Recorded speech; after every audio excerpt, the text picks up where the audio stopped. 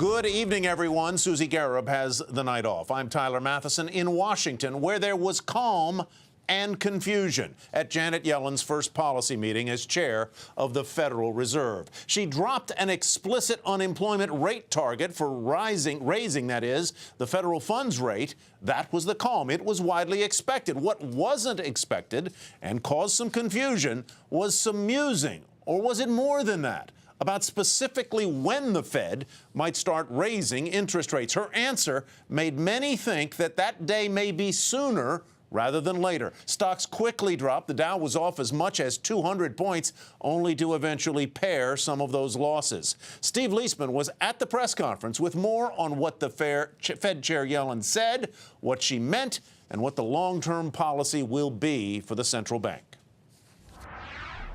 New Fed Chair Janet Yellen appeared to spook markets today by saying that it would be around 6 months from when the Fed ends its quantitative easing bond buying program to when it starts hiking rates. Here's her comment about what the Fed means when there's a considerable period of time between the end of QE and the first rate hike. The language that we use in this statement is considerable period. So this is the kind of term it's hard to define, but, probably means something on the order of around 6 months. But did she really make news there? The CNBC Fed survey shows that market participants expect QE to end in December and for the first rate hike to happen in the third quarter of 2015.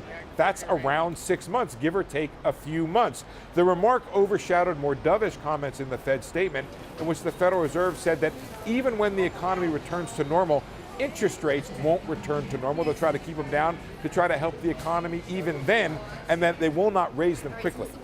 In the sense of meeting our objectives, the stance of policy that will be appropriate to accomplish that will be easier or involve somewhat lower than would be normal short-term interest rates. Now, eventually, years later, most people think they will go back up, but as you said, that suggests the path will be gradual. Yellen was also asked about the Ukrainian situation and said the Federal Reserve is monitoring developments very closely.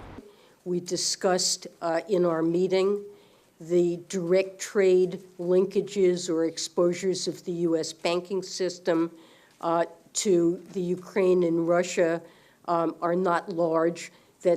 We're not seeing meaningful impacts now, but obviously there are geopolitical risks here that it's very important for us to be attentive to and to keep our eye on.